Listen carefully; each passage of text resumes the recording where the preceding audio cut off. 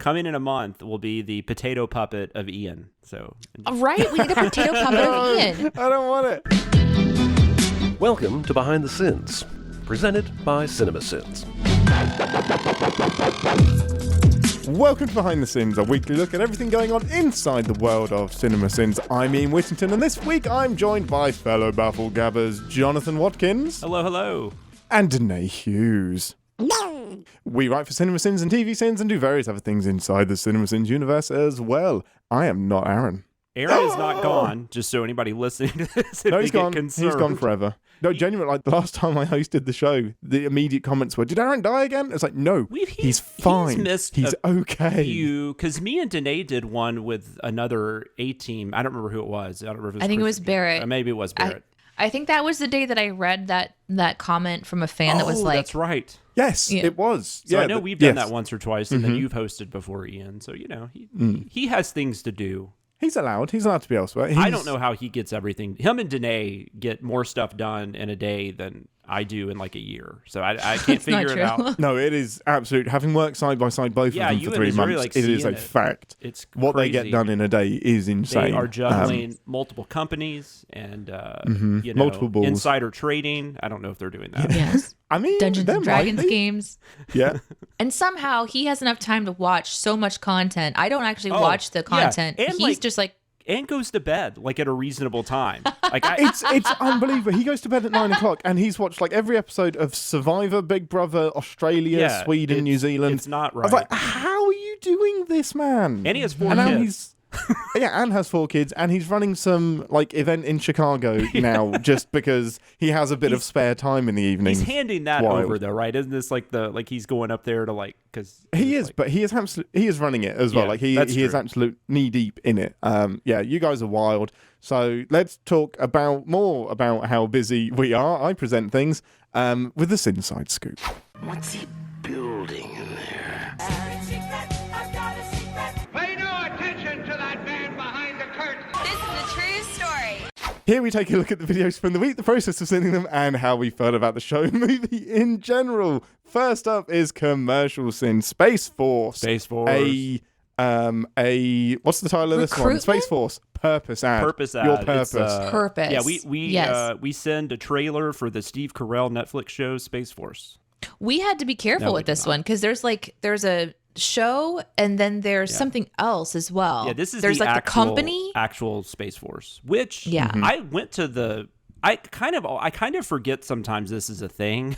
And then so actually I went to the website and it's absolutely a thing. I can't join though. I'm too old. I found out. So, yeah. It's wild. I remember when Space Force happened and their badge was a direct rip-off of the Starfleet badge from Star Trek. I was like, you remember this. haven't even tried. And the person that designed the badge weighed in and was just like, who do I have to sue here? Because you've just stolen my design. I wonder if they're It going was to such call a their first ship bizarre thing. V'ger or V'ger. Well, quite exactly. I'm Jonathan. I think you wrote this. no, Jeremy. Question mark? Jeremy wrote this. Great. Jonathan, your thoughts? Yeah, this is like Deneé was kind of leaning into this though. This was when I first heard we were doing this. I was like, can we do this? Like, I mean, Is this okay?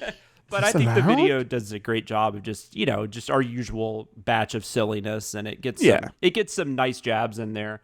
I just like the narrator like starting to do the what ifs, and then it ended with what if I hadn't fucked my cousin Tabby and gotten her pregnant in middle school? Like middle school?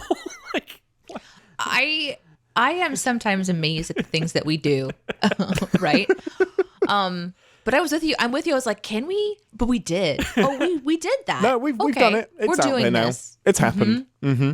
Yeah, because like the commercials that I'll pick are like the emu one. This Yes, is a I'm little gonna bit innocuous. send Liberty Mutual their policies and the emu on the treadmill. That's what I'm comfortable with. And Jeremy's like, let's go for the government. Well, he did the one too. The only other one we've ever really had to sit back and be like, are we making sure we're not saying things incorrectly? It was that infomercial that for that the Eve thing. I don't remember what that was called, but the thing that like came over like outside. oh yeah, the sun The sun's something. Really? Sunroof or something. But Yeah. anyways, that was the only other one I can What's remember wrong with where that? we were double checking like a lot of things because we were like, I don't want this company being like, that's not true. And we don't do that. I suppose when you are disproving a product that they're trying to sell, it could be defamation or whatever, couldn't it? Yeah, that's tricky with commercials. Deneé, what was your thoughts? This was fun. I really enjoyed this process of getting into this. I think for me, what stands out for this one is the editing process, which we won't go too much into, but the editing process was different for us this time around. And we used to leave notes. Like when we do our edits for our videos, we used to leave notes on through emails.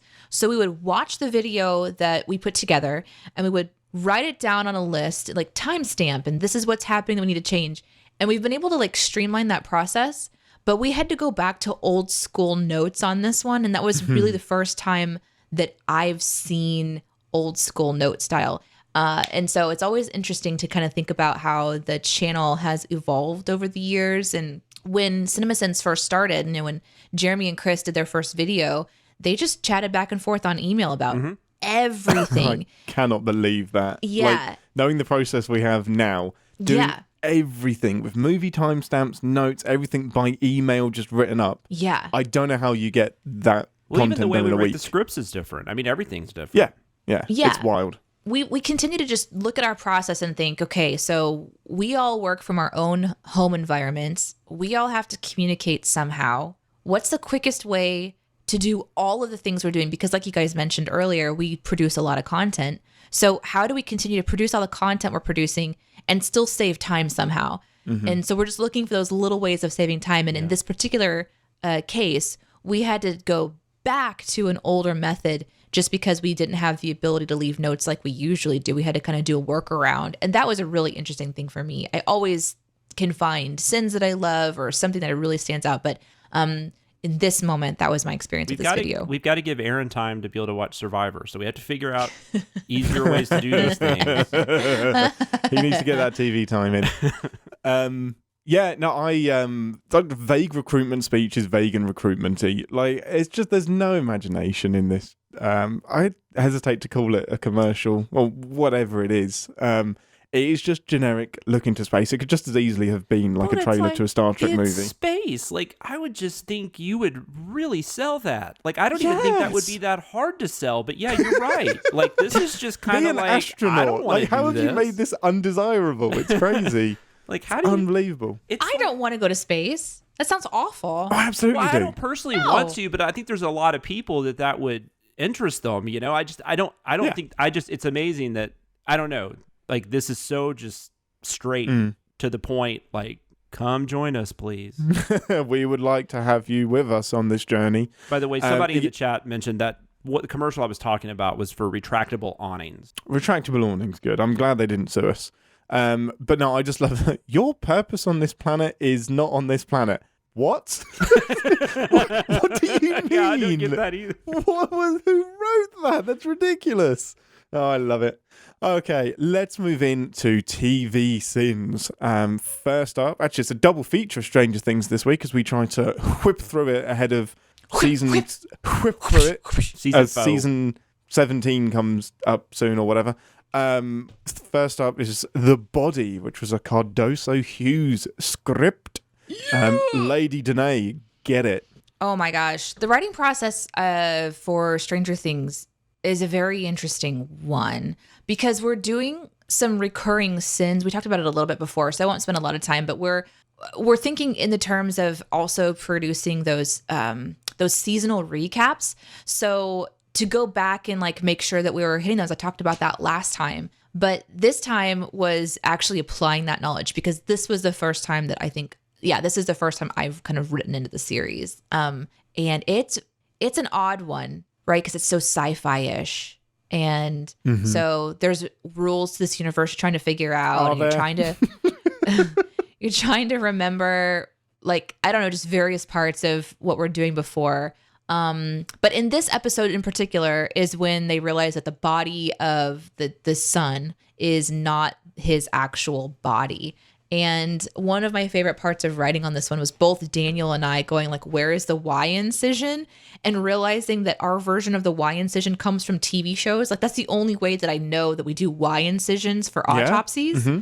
But I don't actually know if that's true for every person. Like it's just this weird thing that I trust from pop culture. I mean, I don't see, I'm not too sure why. It's always to find cause of death, isn't it? You don't really want to Google that either, probably. So. Yeah, right? No, I really don't want to. I imagine that's right. No, and there's some things that are fun to Google when you're doing research, and then there's other things that you're just like, I don't know. I'm going to write this in where it's like, and I don't want to know. I've never heard that mentioned as something that's not done. Because I've read where medical people, like people that like work in morgues or work on CSI teams. I remember reading something when CSI was real popular, and they were talking about all the things they get wrong, like they show up at the crime scene like dressed to the nines and stuff like that. Like they were saying, we're not doing that. And but I didn't hear anybody say anything about I've never heard anybody say anything about the Y incision. So yeah. Well, and then to kind of switch that sin, I kind of pushed on the boundaries of like, and are we sure that bodies aren't stuffed with fluff? And I kind of felt bad about that because I didn't want to disrespect people's like grieving like disrespecting members that have passed away of your family. Like I'm like, oh my God, someone's probably going to read this and be really upset. No, I know what you're talking about. It's possible. But I think everybody has lost a family member. So, I mean, you've either offended everyone or no one. It was one of those that when I wrote it, I was like, this might be too far. I don't know. And then you're also responsible for like what goes. So, I mean, we have lead writers and then we have people who review our script on the team. And so I kind of trust that if I've gone too far, maybe somebody will say something about it. But, so in this script, I get to wonder if everybody is stuffed with fluff. We don't know. The only problem with that is if that's your metric for what's too far, if everyone's bar is above yours that's reviewing it, then you're in trouble. It's like, oh no, you're way more fucked up than I am. Oh my God. Dear. Jonathan. Yeah. Oh, but I know what you're saying though, because I write stuff that I know is, and then it's a 50-50 on whether but then sometimes I'll hear, oh, this is great. I'm like, is it? Okay, cool. Is it? Okay, cool. Yeah. The Barbara Gordon not walking. Oh man, sin. That's the one that always it's the one I'll probably always think about when I'm like, I should have done that. It brought people joy, so I guess it did. I hope it did. At least that's one person. That's what I tell myself at night. So this was this episode 4, 3, 4? I don't know. It's episode 4. It's episode 4 because I worked on 3 before this. Yeah, so no, this is I think we've talked about our likes of Stranger Things. I watched I think I've watched the first 2 seasons. I don't think I've seen the third. But I enjoyed the show. This was a really funny video. I like that you guys gave Winona the son off. I don't know if we had done that in a previous one, but I think that's she is incredible in this show. Especially in this first season. Great. Yeah. I think she won some. I feel like maybe she was just nominated for an Emmy. I don't know. But I feel like she won something. I'm just not sure what it was. If only we could Google that. She's really intense in this, and it's interesting to sin like that. Her fanatic, like her franticness and her like that crazy energy. It's hard to sin that, but also like honor it too, because like this is a crazy situation. She's talking about crazy things, but she's right, and we as the audience know she's right. So it builds that tension between us, the viewer, and knowing something supernatural is going on, and then of course the world inside doesn't know that something supernatural is going on necessarily. So yeah, it was really interesting to give her credit for her performance, because it's wild, but it's like the right kind of wild, because this would push you over some kind of a loopy edge, and she's just giving it all she has. Oh, for sure. And I think that's another thing the show does an interesting thing with is how we see the stages of people finally realizing what's going on. And I think it's great that you have you obviously have kids, because kids will, they have the fantastical thinking anyways at that point. Even at that age, like they're easier to buy into stuff, especially once they start seeing proof of it. And then she's like, she wants her son back so bad, she's willing to believe anything if he's still alive, right? So that makes sense. And then Hopper actually sees everything right up close, so he knows. So that I don't know. I like the way the show does that. Like it's not ridiculous, or it's not too unrealistic. It's not like Scully for freaking 10 years having seen aliens and still acting like she didn't believe. If you could, I want to write up, and I'm sure somebody's done it, every bit of proof that Scully has seen over 10 years and chose to ignore, because it is astonishing. I mean, It's I think ridiculous. at some point they kind of quit playing that game, but I know at least up through the first movie they were still doing it, because the first movie she's still talking that crap, and you're like, what are you talking about? Yeah, it's wild. Anyways, the R-rated thing though, the R-rated film thing that did strike me as funny, but also like I was just thinking about that because my daughter recently just started asking me about ratings, because I don't even know if kids really, I don't know if that's something kids pay attention to anymore as much, but I guess they probably do. But she was actually asking me like what the difference was, what she was allowed to see and stuff. It was, I don't know, it was just interesting having that conversation with her, because I don't even think about that anymore as an adult, other than like I know I shouldn't show her certain things, you know. So I found that like that was a fun sin. The needed another reminder that we were in the 80s, which is very true. And then I just like the Hawkins police badge. I like that it was described. It's like the department had to compromise with the person who wanted a dangerous-looking weapon and a nature lover obsessed with dandelions. Oh, that's in Nitpicking the Nitpickers. Is it? It is. It is. We'll get to that. Yeah, I don't care about that at all. It's just fun. It's fun to zoom in on something and be like, what is this anyway? There is still a sin there, but not the one that you think. So yeah, Winona Ryder did win an award in 2017 for Best Supporting Actress in a Role, and she's been nominated like a million times. Was that the Emmys? Screen Actors Guild, I believe. Okay. Something like that. Anyway, she's won an award for it, which is nice to see. Really want to echo what Deneé said about this being such an odd process. Like doing an Insta-sin for a TV show that came out years ago, because that's basically what we're doing. Like, it is the only thing that we're pretty much like, all of us are writing back to back just to get them up on the channel, get them going. And the irony that I've had to watch so many recap videos to remind myself how to like sin this, because it's just, I can't remember who's doing what, where, when, and why, because it was so many years ago. But eventually I'll just watch it at like 0.4 speed, and everything is so much less dramatic when everyone's sped up and going, he's in the wall, go, go, go. Teenagers. Kids, people. Absolutely loved maybe the Duffer Brother names are just several secret messages waiting to be found. Further heft buds, what does it mean? I think the editors did a great job of rejiggling the title around to get us there for that. Keeping score at Will's funeral was really fun. Like, I want to know. That was so funny. I want to know what's being kept score of and just see the numbers go up. It's like, is that every time someone cries? That was Daniel, man. That was so funny. Great. It's so cool. And the stuffing, like, I just remember that really creeping me out. Like, seeing Hopper cut open Will's body, and the Build-A-Bear stuff being pulled out.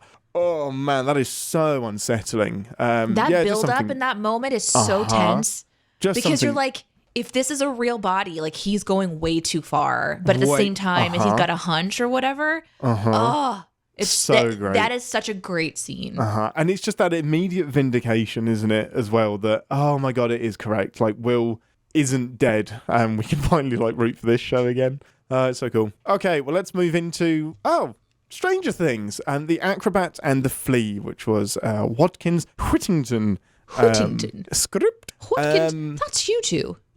Yeah, I think my biggest issue with this episode in particular was the jumps. Like, the kids, this is where we find out what the upside down is, and I just really wanted to go after the kids for figuring it out and getting it like spot on, based on a D&D book. And 11 saying upside down, and Will saying this place looks familiar.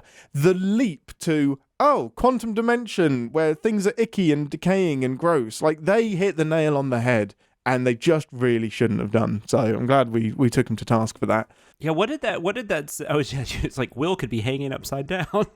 Yeah, he could just be hanging upside down in his own basement. Like, it looks familiar and it's dark. Like, why are they like guessing that it's a weird dimension? Yeah, it's unreal. It's crazy. And I just loved seeing Matthew Modine's doodle hair instead of his actual hair. I had that written down. That was so good. I had that written at a scene where it was just Matthew Modine, and then Ian's like, I think it would be better here. And then I went and looked. I was like, oh yeah, that's way better. It's the fucking so doodle. Funny. Oh man, it's always fun when you can. We don't usually send stuff like we usually don't send like the way someone's dressed or anything like that. Like, that's no. But his hair is just such a like part of that character. It's too funny. We're not being mean.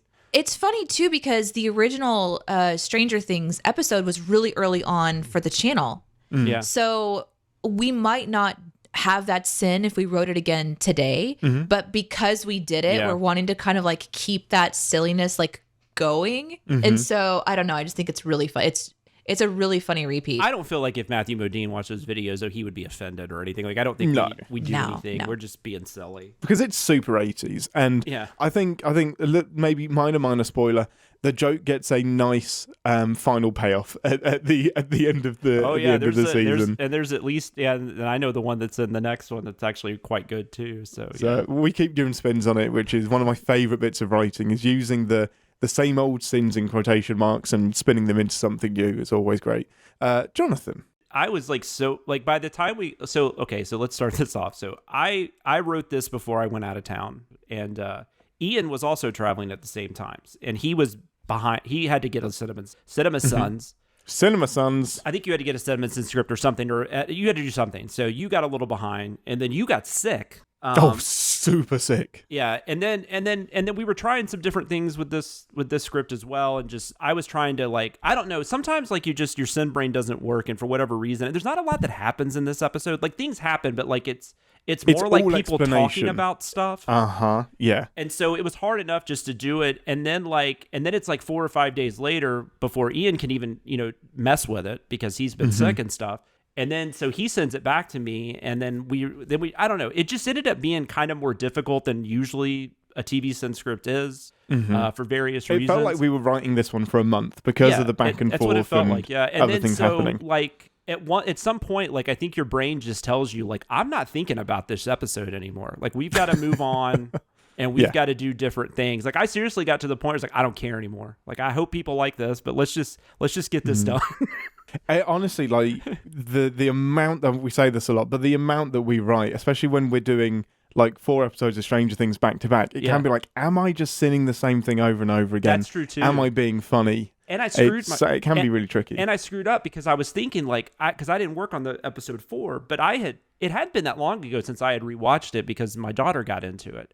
And so I was like, I've seen it a couple times. Like, I don't need to rewatch it before I get into this. Like, 10 minutes into this, I'm like, God, I gotta watch episode 4. Like, I don't know what's going on. So then I had to go back and do that. So that was irritating, just right. It's just like, once you get a plan in place and then you have to change it up, it's always so I don't know. Get off my lawn. This seems like a silly thing to complain about no, it's absolutely true. But the mind works in weird ways, and like, I'm telling you, my mind was just like, no, I don't want to read this anymore. I don't want to look at this anymore. I am done. I'm finished. I need an episode of Survivor. I need something else. Let's start sending Survivor. And then I had the hair thing written down. I thought that was great. I just love collaboration like that where you just get something better out of it. I'm glad. That's why I'm glad we do 2 writers on. We don't do 2 writers on commercial sins, but CinemaSins and TV Sins, I can't imagine doing it a different way. So no, that's wild. And Definitely. It's an okay episode. Like, it's just kind of a filler. Like, it's like an episode they had to fill in some stuff. Like, we've got to tell you how this works. Yeah. For sure. And the whole Jonathan and Nancy thing, which them together, for some reason, that duo never really did much for me. I thought the second season they really start doing some really fun stuff with matching different characters up with each other to go on, do things. But I don't know. They felt kind of flat together for some reason. I'm sure there's a lot of Jonathan and Nancy people out there that are going to kill me for saying that. Because the actors come to your house. It has nothing to do with the actors. It's just no, of course. Teenage drama. Yeah. Skip it. All right, let's move into CinemaSins with The King's Man, a Watkins Whittington script. I guess I'll go first. It's a Whitawat script. This is another weird franchise for me where I've seen the first film, skipped the second, and now I've been forced to watch the prequel. So it was like, I'm sure I'm missing something. I heard that The Golden Compass wasn't a very good sequel to the first film or whatever it was. And I was never a big fan of the first one as it is. I ended up loving this film. Like, I hated the first 20 minutes because I was like, oh, we're just getting an alternate European World War history lesson, which is just a bit lame. But as soon as it gets to the no man's land scene, I was like, oh, I'm in now. And from then onwards, like, it's really, really fun. Pretty much as soon as his son dies, I'm having a great time. Yeah, that's weird, right? It's so strange. But as soon as he's out of the picture, I'm having a brilliant time with it. That's dark, man. It's super dark. I mean, we didn't not find a great character, to be fair. Like, he's not really that interesting. And no. And yeah, it has the same twist as the first one, which was fine. But Ralph Fiennes is just brilliant in this film. I absolutely loved it. It's so good. Ralph Fiennes is in Michelle Pfeiffer. My favourite thing to do with Jeremy on this script was, and I only realised halfway through, there's like, I think I've been put on this because I'm English. Like, because it's so England-centric and it's very much like the original Avengers kind of theme, like you picked out in the script, Jonathan. I think I'm going to lean into like the British slang and all of that stuff, and get Jeremy to do as many accents as possible. So getting him to do like the Scottish slang, and then getting him to do the Northern accent at the end. Bloody hell, I didn't know it was down here, and I didn't know I was supposed to pick it off that mangled yank that we just murdered. Jeremy just nailed that so much. That was so funny. I wasn't expecting it, of course, too, but that one got me. Just the way he shifted. So Polly doesn't say, "Oh, bloody hell." Yeah. So good. So good. I had to get the Union flag dig into there because this general would absolutely know that that was a Union flag and not a Union Jack. I just remember Chris's comment was, "Oh, that's a thing." Chris was like, "I'm sure this is an argument somewhere in England, but is it really that big of a deal?" And I was like, "Fuck, yes, it is. It is a sin. We need to sin it." But yeah, one of the rare occasions where I've sinned a film and ended up loving it more because I'm sinning it. Like it was really, really weird to come out of this film thinking I'm gonna watch this again. Like I really enjoyed it. I like it too. I like it. That was the second time I had seen it, and I liked it more the second time, even though we were sinning it. I had a really good time with it. I think it does. I think it does suffer. I think Chris was the one that said something like he thought it suffered from just typical prequel stuff, and it does. I mean, but of course, but the action scenes are just so like not like the MCU, I guess. Like you can kind of see what's going on. I mean, I don't know. The action scenes are just different, imaginative. Like the Rasputin spinning scene is fantastic. Yeah, they have and they kind of have like an older feel to them. Then they're not just like what we're normally seeing in a lot of mainstream action movies. Obviously, I know there's like action movies overseas they're still kicking a lot of ass right now. But but yeah, so that was just fun to see. Yeah, that fight was really cool. This I love though. So anyways, I think it's a lot of fun. I think it's definitely worth seeing if you haven't checked it out, or if you just didn't want to see it because you hated the Golden Circle or what. And it's very different from the first one too. I mean, it's got a whole different feel to it. Much more restrained. Yeah, for sure. It's definitely not as over the top and like modish or whatever you want to call it. But yeah, I liked how how stupid the whole Shepherd reveal was, and I loved the way Ian went about that. We're like, just so you know, it's this guy. Just like pointed out how dumb that is. Yeah, it's super dumb and unnecessary. I also love the way Ian wrote about the end, the whole setup at the end, and like their plan, how stupid their plan was. Which I didn't even think about the fact that they could all getting off of that island thingy. Well, just how they were going to get up there. Like they could have all just ridden in a plane and landed up there at the end of the day. It's wild, and they're worried about controlling the elevator, the lift thing, and I'm like, but you don't want that to work. You that's the only way down. Like, fuck it up immediately. Like, why are you so worried? Especially when your chief concern is that you're going to get found out. You're immediately found out and go up there anyway. It's I love how they just murder that guy. Like, they're just like, we don't know who this guy is. But who knows it? It could have been Ralph Fiennes for all we know, and they're just like, fuck him up. Like, dude, you need to get up there. I don't care if we kill this guy. You need to get up there. Stop fucking about and get on the bloody boulder. I did love the goats thing. I loved having that said, goats, how do they work? But the goats were such an interesting addition to that scenario. I mean, I think the goats almost make it work better than it would have. The goat redemption arc is just unnecessarily bizarre. I also like the whole thing about like where you said where like, and luckily Ray Fiennes fell where there was a nice sheet of glass that he could stick his shoes into. It was crazy. The last one I'll mention, though, the saying Z instead of Z. I thought Chris was he was guessing that Ian had written that. And I was like, nope, that was me. I wish I had. Isn't that fun? Yeah. Isn't that fun whenever they're like, oh, this is a Deneé one? I'm like, nope. Someone's I think there was one time where Aaron maybe wrote boobies, but spelled it BEWBIES, which is like a Deneé thing to do for boobies. Cute pubes. Cute pubes. Oh my God. Amazing. I think Chris just liked the poetic beauty of the English person critiquing Z instead of Z, but sadly no, because Z is correct. Deneé. Oh man. I enjoy this one for a lot of reasons. I would never watch this movie, so it's fun to watch the sinning of the film.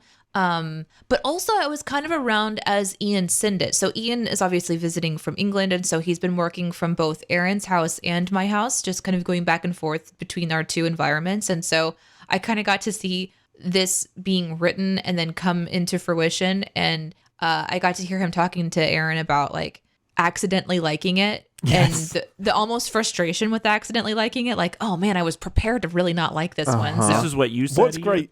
Yeah, what's great is that Aaron is getting to know what I like and dislike pretty well. So the first 20 minutes, I just said to him, look, I am hate watching this. I am sinning the heck out of it. This is not fun. And he just went, okay, cool. Okay. Like, I kind of said, like, oh, we'll see. 5 minutes later, we get to the no man's land scene. And I'm like, wait, is this good? And Aaron went, yup.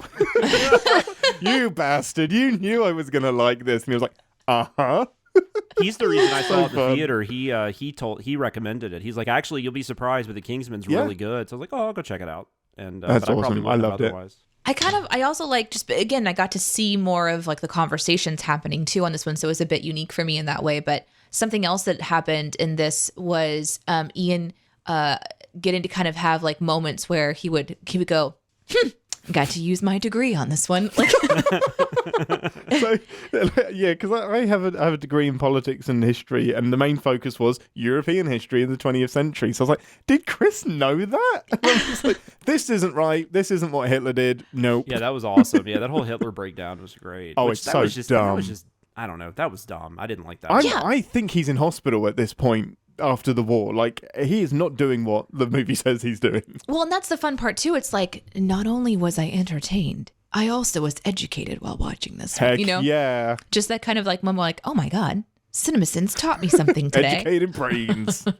So that was fun. Yeah, I just don't know that I like the idea of them. If they go this, I don't know if they'll make another one sequeled off this. I think they are actually making a third one with Taron. Mm-hmm. Is that his name? Taron Egerton. Yeah. Egerton? Yeah. I think they're making a third one with him. I know at one point they were, but okay. I know there's a third one on the cards, but sorry, there's a fourth movie on the cards, but I don't know when it's set. But it's but like they were definitely setting up that trilogy Hitler thing or whatever. But I don't know if they're sequelizing this. But I wouldn't want a Hitler villain. I don't know. It's gonna happen. It'll absolutely but I happen. just like, especially with like, I mean, Inglourious Bastards, I think did about the best job you could do with something like that. And other than Jojo Rabbit. Well, yeah, that's a good point. I forgot about JoJo. Poor little JoJo. Jojo Rabbit's the best. Yeah, you've done Jojo Rabbit. We don't need Kingsman doing it. I also want to say that I continue to be excited that I now understand Hamilton references. Yes. Because I didn't before watching Hamilton earlier this year on Broadway. I'm still shocked that I had a chance to do that. What was the reference in this one again? Because we've done a few recently, so I'm trying to remember. He's got a maid in the room where it happens, the room where it happens, the room where it happens. Which is so perfect, because that's exactly what he has. He wants to be in the room where it happens, and he gets a maid to do it. Mm-hmm. Love it. Yeah, because I think if I remember correctly, I think it was this one. I was thinking about that, but I could never get it to work, and then I got the send from Ian. I was like, oh, cool.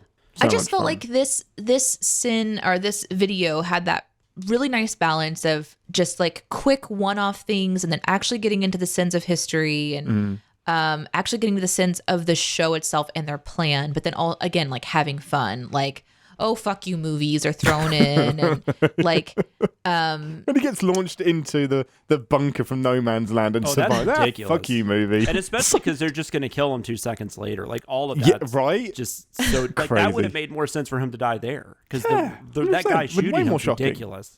And then there's silly ones like this cake is not in my stomach, I think was one of them that I kind of chuckled at. Yeah, that was me. That cake looked good. Yeah, there was like there was foreshadowing? Yeah, there's a drawing of the parachute. There's just fun little things that are sprinkled in while still having meaty, chunky things to devour. So well done. I think that probably did look like a parachute from that time period. I cannot believe anyone jumped out of a plane with that. Oh hell no! Like the way that it looks just like tissue paper packed onto a backpack. It's like this will save my life from 10,000 feet. Backpack. No. It looked like it was a flat piece of wood that just had like little poofs of stuff on top of it. Cotton or tissues or it was really not something that you'd be like, you know what? Let's go. I've got to say, that was my biggest accidental laugh in the film. But I don't know if you're supposed to laugh, but when he's coming into land and you're like, oh, he's going to make it, and the wind just yeets him off the side of the cliff, and I'm like, oh no. That was awesome the way that was filmed. I think Matthew Vaughn's a little underrated. Golden Circle might actually be his only bad film. I mean, I love Stardust. And I don't know that I've seen it actually, but Kick-Ass. He did the first Kick-Ass. I like the first Kingsman a lot. So, and he did one of the X-Men. He did the First Class, I think was the one he did, which was really good. Oh, that's actually a good X-Men film. That's one of the good ones. I like Matthew Vaughn. Okay, let's move into the Neverending Story. Neverending Story. Oh my How could you not do goodness. that? And if anyone has never watched that music video, please go watch that music video. I haven't seen the music. There's a music video? Well, it's just it is, but it's just the dude, like, I don't know. He's just interesting to watch. Man, well, Deneé is going to watch that It's while 80s. Jonathan gives us our thoughts. Or his thoughts. Don't give people my thoughts. Did you write on this one? I thought this was Sorry, Atkinson. this is an Atkinson Scott script. Yeah, this Can is I an tell OG you, crew. I was sort of like, I was so excited to see this one because it is an OG script, and I loved looking at the OG scripts. I think it's fun that they get to choose which ones they want to go at, and why wouldn't they go at Neverending Story together? That's a really fun one to kind of go at. But I was like, this I feel like is one that usually would come my way, and Yes. I loved this movie growing up, so I was super excited to see that this was on our radar, and this was a fun one. What did to, you like? to Tell hang us. into. Yeah, Ian, I'm gonna Screw go the first order. instead. Jonathan, no one cares about your Yeah. thoughts. We switched Deneé. around. That's how we I was going to Yeah. hit Jonathan, but never mind. Deneé. Well, Ian does what he wants when he's in charge. Do what I want. Yeah, this did everything that you want it to do, right? It's the nostalgia boost from a movie that I was obsessed with when I was little. It has the valid sins going on that you're hoping to see, like that the North or whatever, or the South had been destroyed, and yet it's still there. Just things that you don't really think about because you watched this when you were a kid, and this is a kid, like one of those that you haven't really like truly evaluated for its sins before. The sins I really enjoyed too are things like it keeps saying like this, the Empress is our last hope, or Atreyu is our last hope, or the Oracle is our last hope, and we're just sitting all that like, okay, but we can't trust anything that you say because you keep saying that. It's a great mix of silly sins and serious sins, but man, this was like, I know people say like, stay away from my nostalgia. I was oddly excited about it because it's like a badge of honor, and You I don't really really want us had to fun stay on this away. one. You want us to fuck it up. You really do. No, I wanted to know what their swamp of sadness sin was going to be, Oh, yeah, and I was not curious, disappointed. Uh-huh. Because that's obviously a huge like trauma moment for childhood to watch this cool horse that this kid is getting to It ride. really is. Like It's You're- horrible.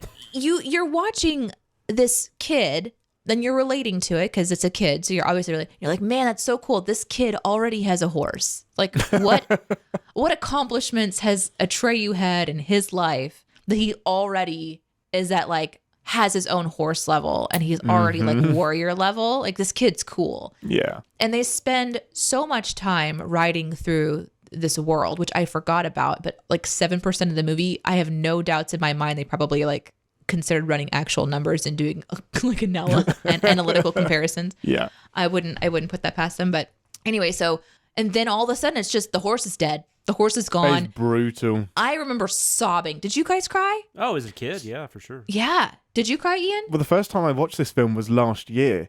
And I just so remember you sobbed.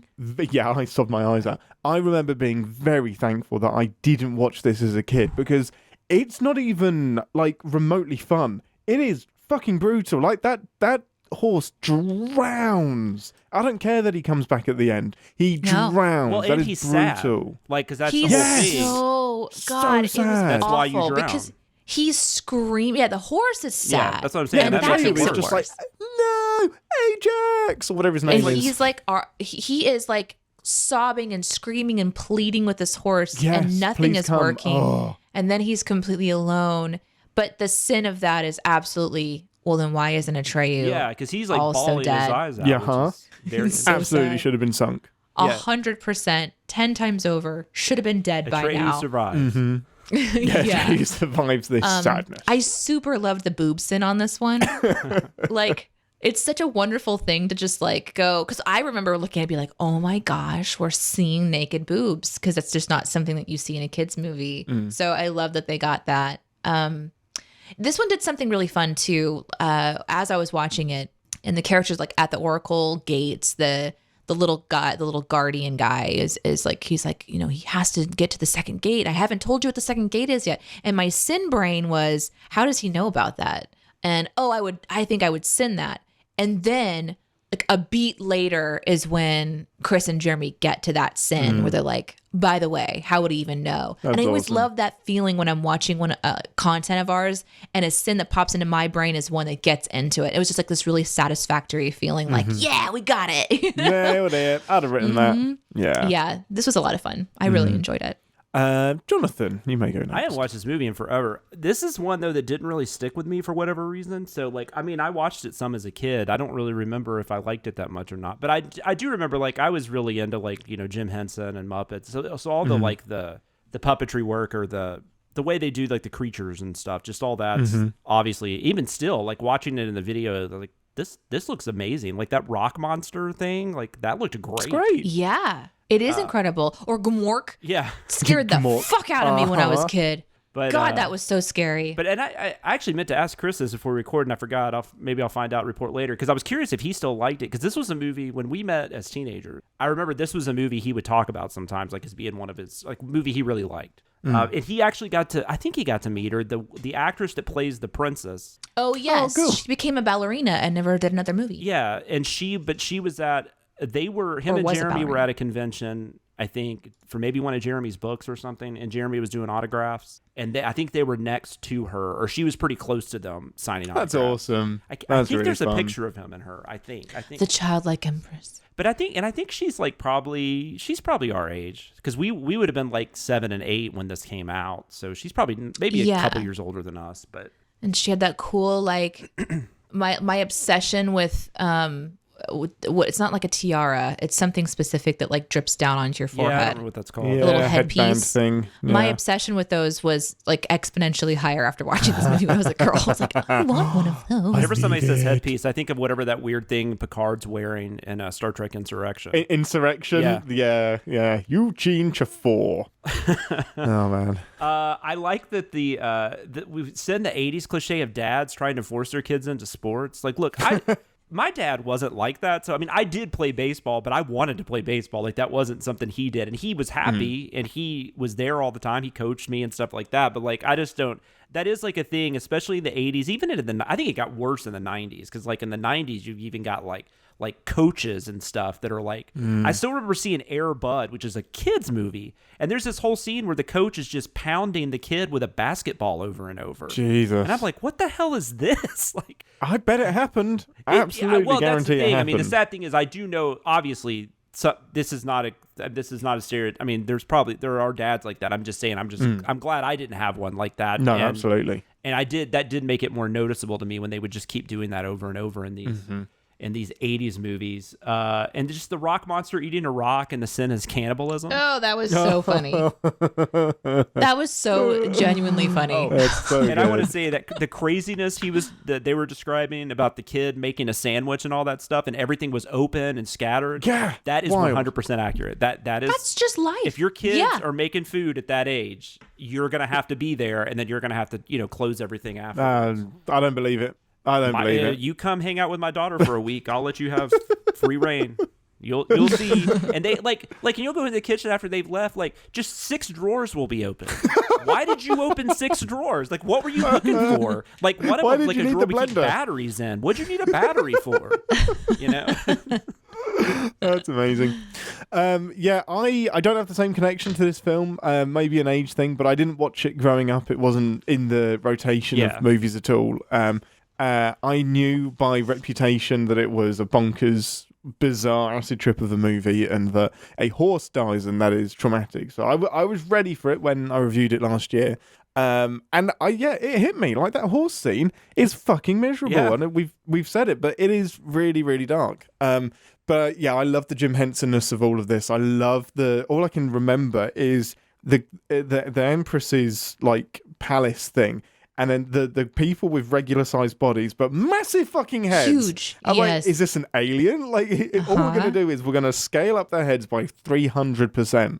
And it's just the practical effects I will always give extra props to, because it gives it that labyrinth. Fraggle Rock, by the way, the Jim Fraggle Henson, Rock joke is incredible. I mean, and his son has done some stuff. I mean, it's not like, I mean, there's still a lot of people out there. I just don't know how much people work with really puppets and stuff anymore. I just don't think that's really not a thing. Just for some reason it died off. People don't have the same love for it. Movies that I don't really care that much for, but I can watch just because of the Henson stuff. Like Willow is one. Not a huge fan of, but visually it's so much fun. Labyrinth is Down great. the Fraggle Rock. Labyrinth. Yeah, Labyrinth is a classic. I love that one too. It's interesting because like I'll have Iris watch like Fraggle Rock, or I'll have her watch like even shows right now that have puppets in them. There's one called Waffles and Mochi that's really good. And she's just not as interested in the puppetry, and she likes the animation more, which I understand, I suppose. But I really love puppetry. I do. No, too. I remember with that creepy show was on with like the grandparents that are puppets, and then when we went to St. Louis, there was on the TV, and it's really creepy. The grandparents were puppets? Yeah, the grandparents are puppets. Was the kid human? I think so. You showed that to me. Were you watching a horror movie? Were they like all like potato looking? Yeah, they were like stuff? potato looking stuff. And Iris was loving it. And I was like, what? No, this is terrifying. We can't watch this. Yeah, I don't remember and it's what that an was. actual TV show. It It's was a kids terrifying. TV. It was a anyway, TV show, though? It was a kids TV show? kids TV show. But and you they're can never farm. guess. You can never guess what's going to be terrifying. No. Like for example, just to go back to this, when Sebastian screams about the turtle, the tortoise, the gigantic tortoise. Yes. And then the sin is just like, this is how you're reacting. And like the book is just like, and then he beheld a tortoise or something like that. It was so funny because like he so reacts. He's like, you can see his tonsils. You can see his soul in that moment. You can never guess what children are going to be terrified by. You don't know. You just don't know. Okay. With that, let's head into the comment section. I appreciate your honesty. You're a real straight shooter. You are the ones who are the ball lickers. We'll each pick a comment from last week's content in the various places you reach out: Discord, YouTube, Reddit, etc. I shall go first. This is from the Stranger Things video, and it is I don't get why the sinner is so worried about the identity of the Duffer brothers when it's so obvious. First name the, middle name Duffer, last name Brothers. Give the poor man a break. I was like, I had never thought of that. Correct. Oh, bravo. We all stand corrected. Apologies. Jonathan. I had one from Flea and the Acrobat. It was Vincent Moore. He said, I'm surprised you didn't send the cliche of Hopper shooting the inside door panel and that somehow making the outside door panel not work. I mean, you could have gotten a free bumper sticker, but I guess YouTube voiceover got a YouTube voiceover. Also, I want one of those bumper stickers now. Get it in the merch store. Speaking of which, we should totally do a Matthew Modine's Hair is Still a Sin t-shirt. We should. Oh my God. And it's just that drawing. I don't know if we can put it. It's just like the little stick drawing. Oh, doodle. Yes, do it with the doodle. I don't know if we'd have to get approval from Modine maybe, but he seems cool. Yeah, I'm sure yeah, we know him personally. He listens to the show. Friend of the show, Matthew Modine's Hair. Deneé. I'm just making a note for the merch store. Listen, I'm just going to say this here on BTS. I'm going to believe it. We need to have somebody who's really good at putting together like Photoshop little ideas and stuff. If we as a team member, if we as a team had someone that I could just be like, hey, I want to have a bumper sticker. Here's what I want it to look like. We would have some really fun merch all the time. I'm a fumbler. I'm going to be like, I'm going to go to a website. I'm going to type in words. I'm going to click on a font and be like, here it is. And maybe that's enough. Maybe I shouldn't worry about it. But I love that bumper sticker idea. Absolutely. Coming in a month will be the potato puppet of Ian. So, right? We need a potato puppet of Ian. I don't want it. It comes with a horse that dies. Oh my gosh. You know, like, it comes with it's a dead horse. A dead horse puppet.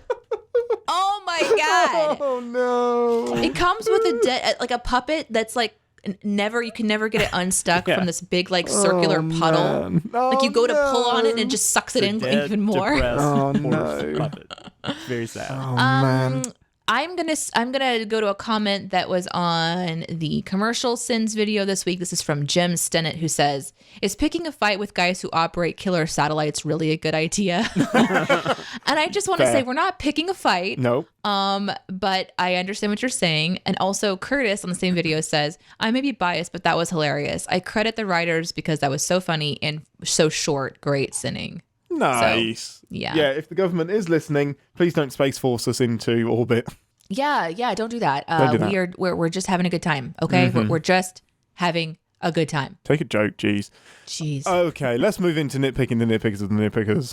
But we wouldn't want to nitpick, right, Danny? Pick a little, talk a little, pick a little, talk a little, cheep, cheep, cheep, talk a lot, pick a little more. Actually. Oops. What do you mean, oops? Missed it by that much. Am I just going to nitpick everyone until they leave me? I'm going to take a look at some actuallys from the comments, and we will decide together if the commenter was green, yellow, or red, apart from this week, because I'm making the bold prediction that they're all green. I think we fucked some stuff up. Did you just pick Chris Sins, I hope? Yeah, oh my goodness. Okay, we'll do that now. So I got a message from on Slack, the place where we communicate on work, and this was in the Behind the Sins channel where we check out the edit. And last week I found out that Chris listens to the episodes. So when I chucked him under the bus for the sin about what was the sin about, Jonathan? I don't remember because I didn't listen to it, so I don't know. I haven't listened to it yet, so I don't know. Oh no, of course. So it was from Far Away. It was from No Way Home, right? No Way Home, and it was sinning Venom. It was about sinning Venom at the end, and it was Chris's sin, and I chucked him under the bus saying that, oh yeah, no, I protested that, and Chris called me out on my nonsense. So we'll see how that tribunal goes. But yes, Chris listens to the show. Love you, Chris. You're the best. I love you, Chris. Yeah, if there's someone who's going to be wondering if they're going to be here every week, it's now Ian. Yes. What's weird, I don't think he listens every week, though. I think he just listens when he has time. That's the only one he listens to, and this one where I chuck him under the bus. I don't know for sure, no, but I've had that. I don't even remember what I said or did, obviously, and I was joking, and he knew that, and he made a joke back at me, but I was still like, I got caught off guard when he... It's so funny. It's great. It's one of my favourite things. Cool. So, the state flag, the trooper flag in Stranger Things is actually the state flag for Indiana. So they didn't just make it up on the spot. That is the flag of Indiana. So if you're going to sin anything, sin the flag of... Sin Indiana. It's still fine. Yeah, it's still fine. We'd be sending the flag of Indiana, so either way, we're sending it, so... I guess they're just saying we should have mentioned that. Like, I know this probably, but whatever. Damn it, do some research, people. Okay. No, it's crazy how much research we do, and then you still miss stuff. It's true. I don't care. That's the fun part. Well, that one I don't think it matters. But that one doesn't matter. That's just fun. Yeah.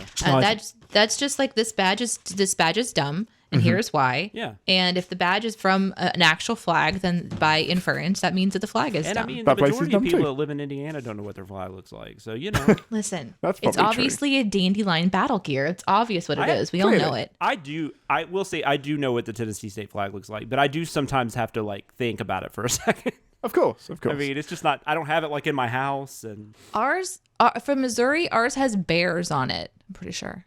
That makes sense. Yeah, because you Missouri got bears. Yeah.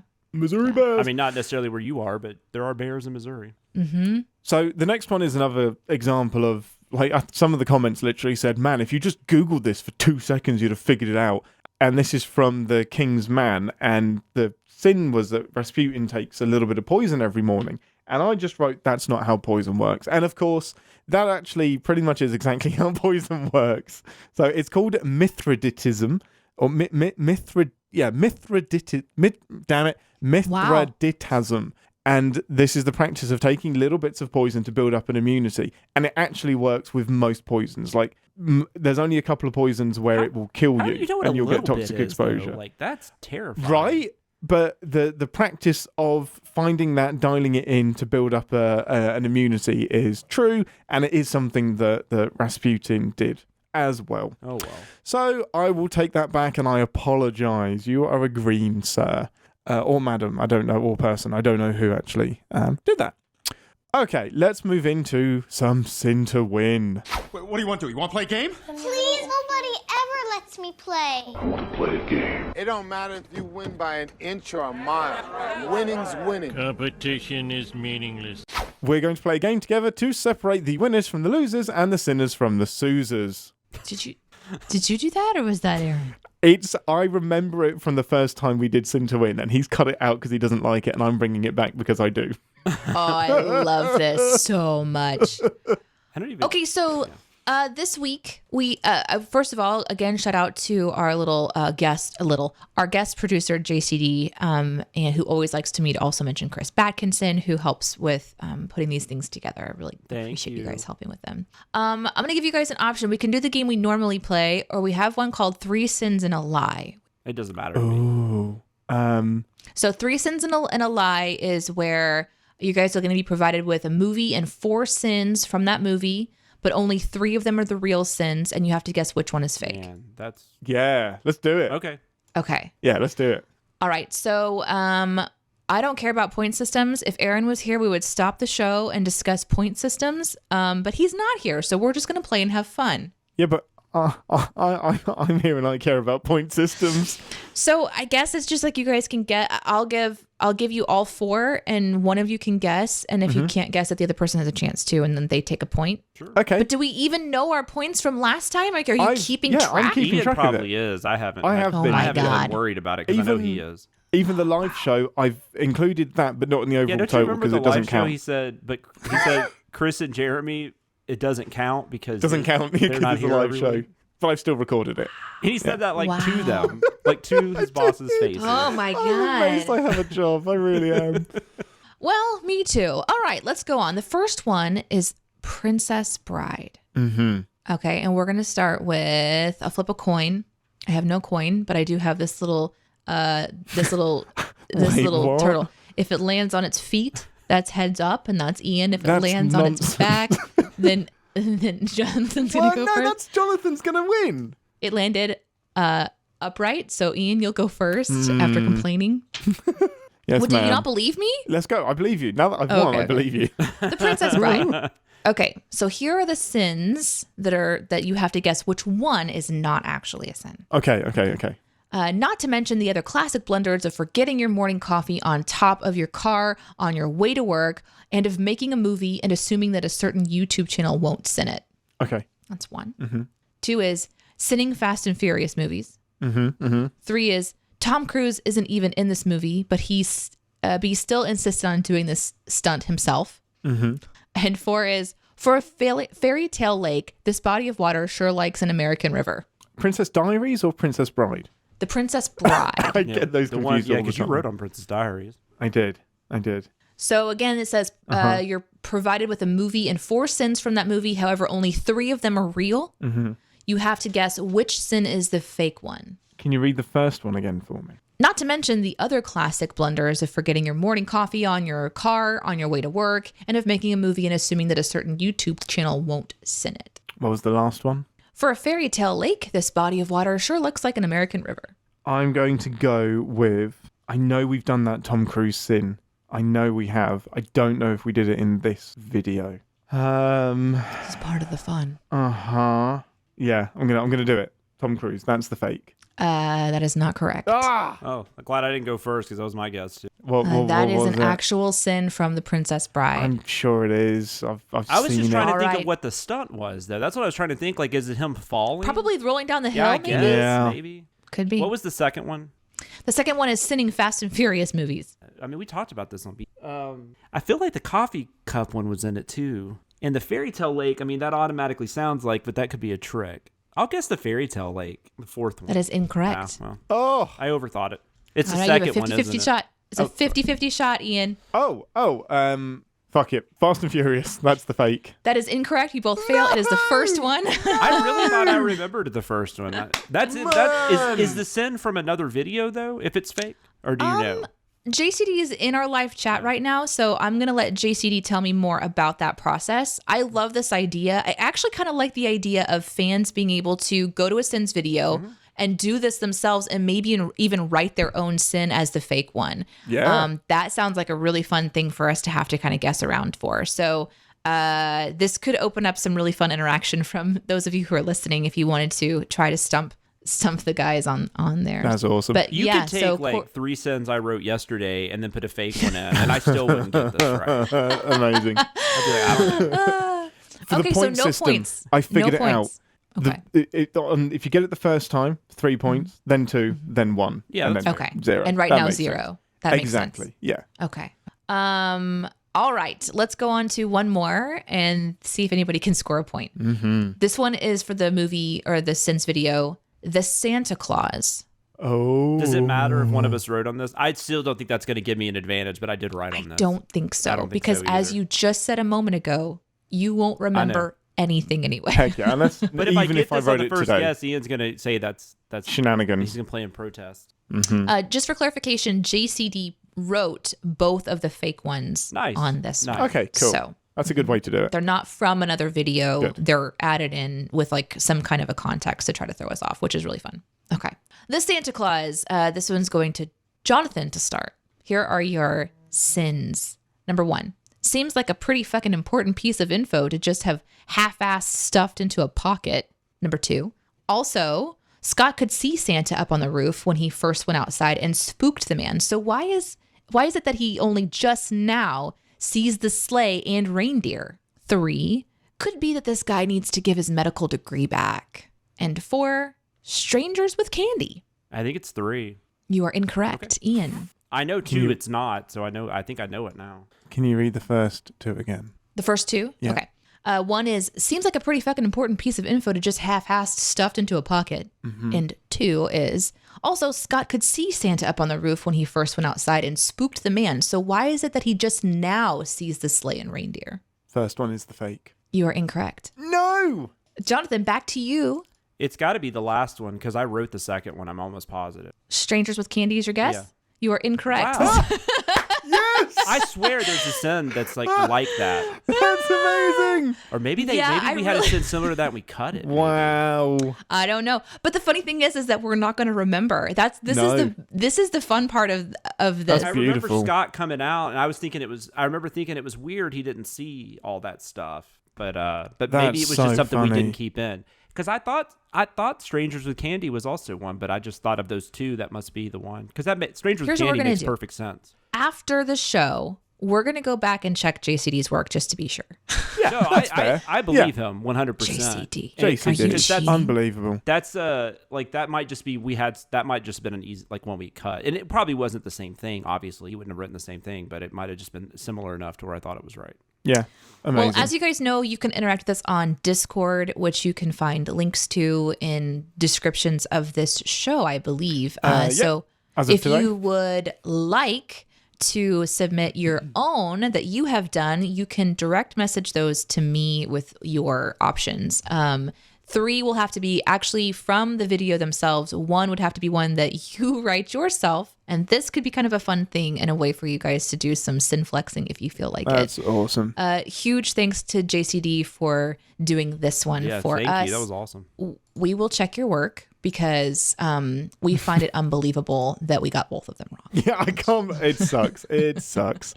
That's amazing. Well, that's going to do it for Behind the Sins this week. Don't forget to make sure you are subscribed and go ahead and leave a comment or rating as well. Got anything you want to send us? Mail it to P.O. Box 881 Republic, Missouri 65738. Hang out with us on Twitter. We are at Whitsind. We are at Deneé Says. DENEESAYS. And we are at Sam Loomis 13. So for Deneé Hughes, Jonathan Watkins, a Dead Horse Doll, and myself, we will see you next week. Happy hepatitis testing day. Yeah, get it. Yeah, get tested. Thanks for listening. Send any feedback to bts@cinemasins.com and be sure to subscribe, rate, and comment. Find more ways to connect by visiting cinemasins.com/BTS.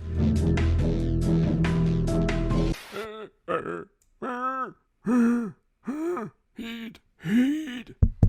Sure, Ian will appreciate all of that. You guys vamp for a second. I need to grab my coffee. I'll be right back. What are we doing? We're ramping. That's Ian's ramp. way of saying Vamping. talk I about said whatever. vamping. Yeah, talk about stuff. Act like you know each other. Let me tell you about my puppy that I'm watching, and that it apparently is just full of poop. Oh, that's fun. Oh, but you don't like poop talk. Oh, I don't care about dogs, dude. I had St. Bernards. Yeah. Okay. So this dog is smaller than Reese's and Twix, about 30 pounds or less, like in that range, and pooped larger than my Saint Bernard. Oh wow! Yesterday, that can't twice. be pleasant for the dog. And I'm just like, how is all of that in there? First of all, and second, like, are you okay? That Chihuahua that we watch every now and then, my brother-in-law's Chihuahua, which I don't know how much she weighs, but it's obviously nothing. I mean, she's big Tiny. for a Chihuahua, but still. But she shits all the time. Like, outside, but it's crazy. It's like, yeah. And she does this thing too where she'll poop before she pees. I've never seen a dog do that. I haven't either. It's usually pee then poo, right? Yeah, or that's or usually maybe how it goes. both, but at the same time. At the time, yeah. But no, she'll like if she has to. But it's kind of cool because if she pees first, you know she's done. Like you know that she doesn't have to do anything else, so it's actually helpful. Yeah, that is helpful. So what a cool I don't know if she if she discovered that was helpful for her owner. It was like I'm gonna make him happy. I have to create my my fight for tonight, Jonathan. I am my friends are coming over. We're playing Dungeons and Dragons. We played the first half last night, and we're playing the second half tonight. Which, of course, when you do a D&D game, you have to have a battle. So the battle is tonight, and I have to finalize a couple of details before they come back over. So I'm really excited because I get to be creative. That's cool. Is Ian playing this with you guys? Heck yeah. Let's say that you were going so you know the movie / musical Little Shop of Horrors, right? Oh yeah. Okay. You know, like the really big creature that's the big like Venus flytrap? The Audrey 2? Do you have an Audrey 2 in the Dungeons and Dragons game? Yeah. Wow. So after they get swallowed, this thing just like chomps them and then swallows them. Is there anything else that you can think that this thing would do? No. Okay. That's kind of all the Venus flytraps do. They just eat. Now she does like she does like birth babies or whatever, and they're like all popping out at the bottom. I like it. Okay. I don't want to do because there's this part in the musical number where you have to do like the so all the little baby plants come out doing the I like it.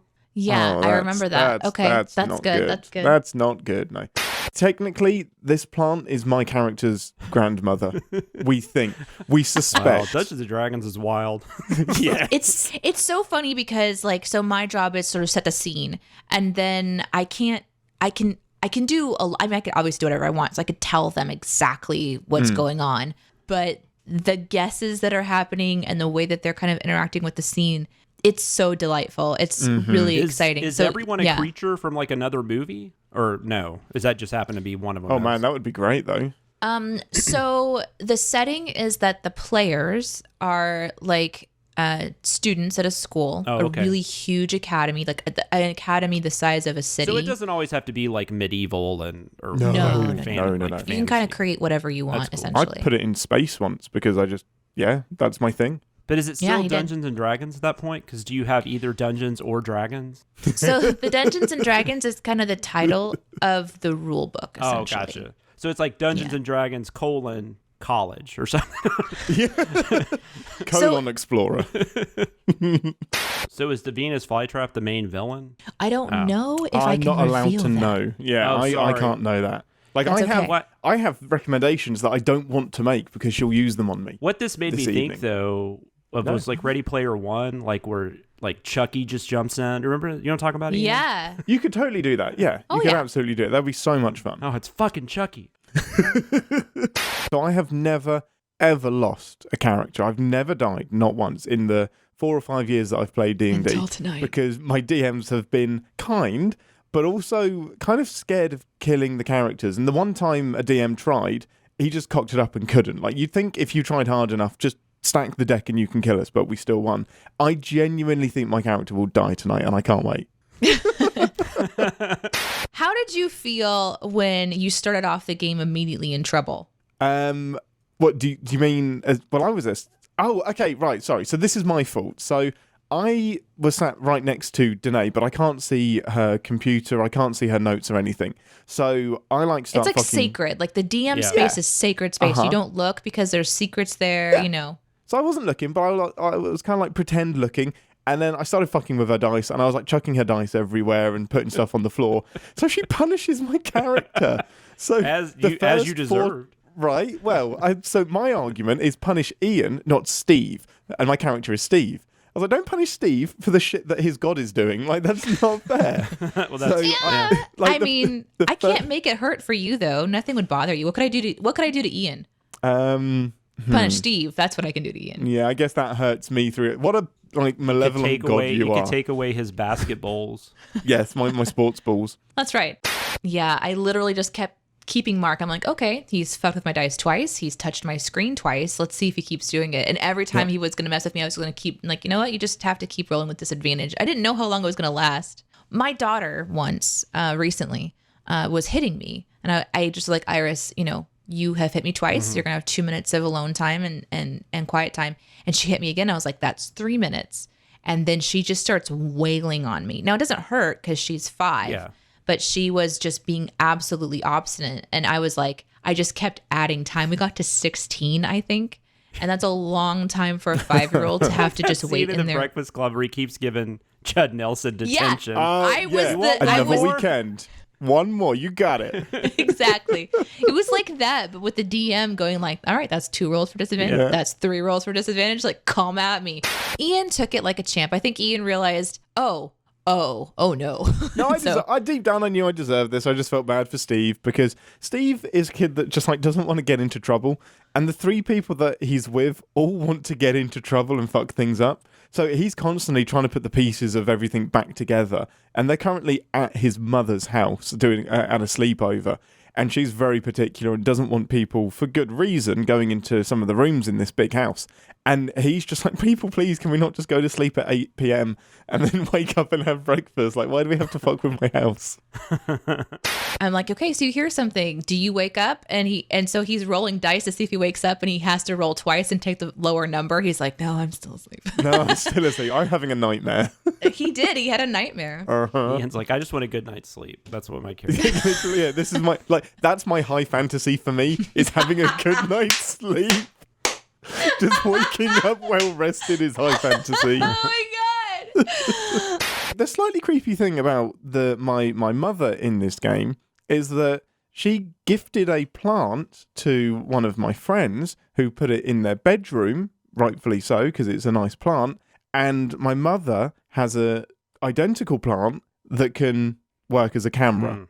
So she can touch this plant and see into his bedroom. And I'm just like, what is this story? What is happening here? I'm telling myself right now, there is no mother that would want to have a camera in their teenage son's bedroom. Just throwing that out there.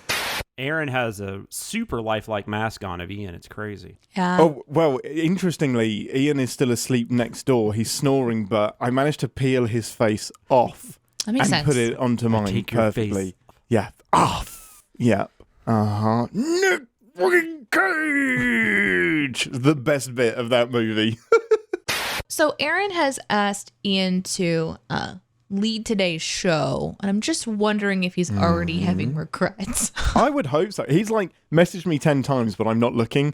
So I'm sure there's something really important that I'm missing, but he'll be fine. It's all recording. It's fine. Great. Right before we went to the cut, though, Deneé's like, by the way, didn't prep at all. Amazing. Yep. Yeah. But that's normal. That's pretty normal. I've watched everything, technically. Oh, if that's not prep, yeah, it's like, then what is? That's all I do. Aaron appeared on Captain's Pod once and now has left BTS for good. Really, I'm just highlighting that for a Captain's Pod plug. Listen to Captain's Pod. Yeah, so the idea is this is now going to be the Captain's Pod, but outtakes. I'll talk about Star Trek. After Strange New Worlds is done, because there's nothing immediately that's back, we'll start rotating CinemaSins people to talk about their favourite episodes.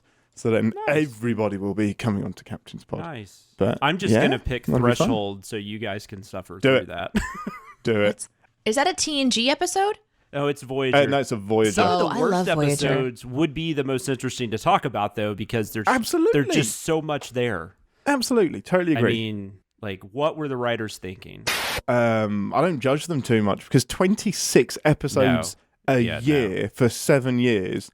We put out a lot of content. That is ridiculous. ridiculous. That's unreal. People give like season 2 of TNG so much crap, which some of that's fair. But when you look into the fact there was a writer's strike and all that crap, there was nobody. I don't even know how they had a season. So no, one person writing pretty much everything, and you're gonna knock on some of the episodes of being a bit shit.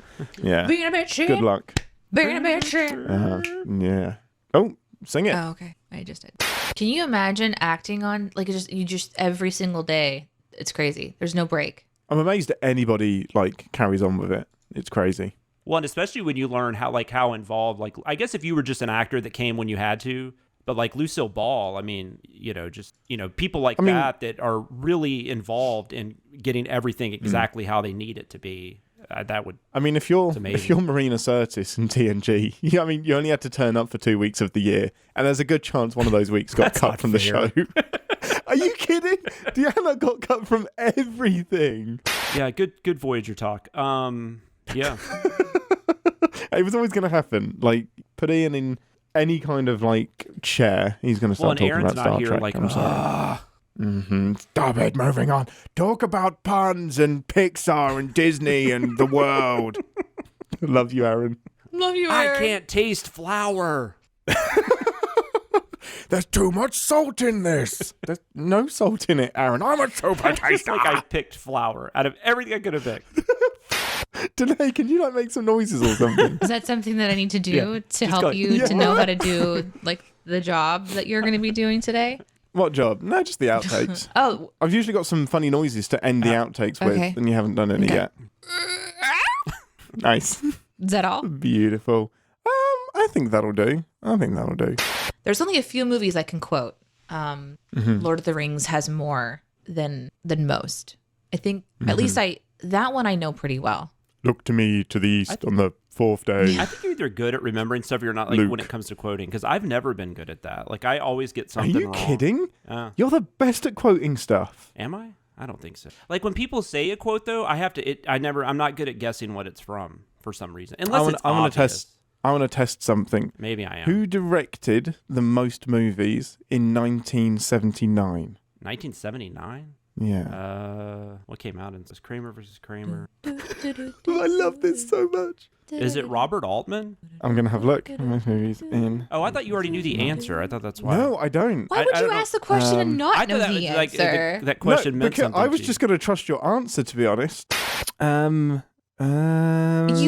Okay, can anybody in the chat find this out? Oh my god. Who directed the most movies in 1979? Should we boot Ian off the show now? Or why? What? What? And that also has nothing to do with quotes. Like, right? Those are two different things. I'm good with directors. Like, if you ask me who directed a movie, I can tell you. just like your general movie knowledge. I have general movie knowledge, yes. I've retained a lot of that. I just think it's guys, incredible. Can we just not record BTS today and just chat for a couple hours? Like, this is fun. Yeah. Let's just do that. Robert Altman. I mean, it could be. Right, hang on. How many films did Robert Altman... He just directed a lot of stuff in the 70s. That's why I guessed him. Many films did Robert Altman He passed away in 1979. Yeah, but you could answer that question and he could say like 6, and we still don't know if it's the person who directed the most. Yeah, but I think that would be fair. 79. I mean, he directed 2 films in 79, so I think you're correct. I think you're right. Yeah, he's definitely... Well done. Because what was it? Hold on, it was a wedding, right? No, that's 70. My good, Quinn. Well, that was 78. You're only off by a year. Okay, so it was. I won't tell you. Is it the? It starts with the. Is it the sci-fi? It starts like with a Q, maybe. Yes. Quintet. Yes. Amazing. And then I can see the poster for the other one, but I can't remember the name. You can see it in your mind. Can you describe it? It is. It's 3 words. No, it's 3 words. Oh. A-P-C. Perfect. It's a perfect storm. No, it's nope. C. A perfect corn. Nope. Is it a perfect though?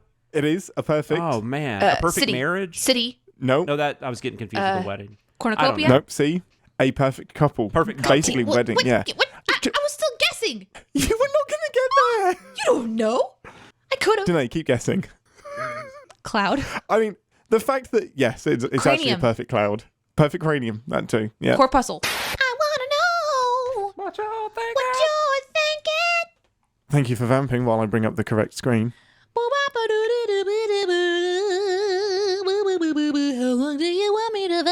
Oh, no, I'm done. It's I'm ready. already time to be over, I've got but it. I'm gonna keep going.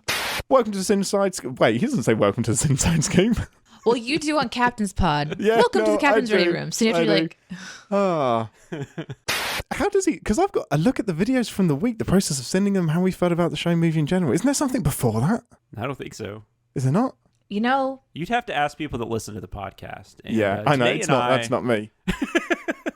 Yeah. Does it start with a look at the videos from the week? I think it's just kind of like, here, we take a look at the videos from the week, something like that. I love that we're on this show every week, and I can't remember how he intros yeah, it. it's great. And I do actually listen to it because I review it, so. A look. I mean, I edit the damn thing. A look. This is amazing. A look. It's not just. Is it whoosh and then a look at the videos from the week? The I process think he's is like, it is easy like, here we, oh my God, this is terrible. no, I love this. This is amazing. This is real life. No, But I I've hosted feel this bad. before I as just well. feel I've done bad that, this. like, been doing this show for like 3 years now. Let's take a look. No, you're right. It is. Let's take a look. So why isn't that in the damn prep sheet? Right, I'm going to edit his prep sheet now, and I'm going to leave a swear word in there. Let's take a look at the fucking videos from the week. He reads everything.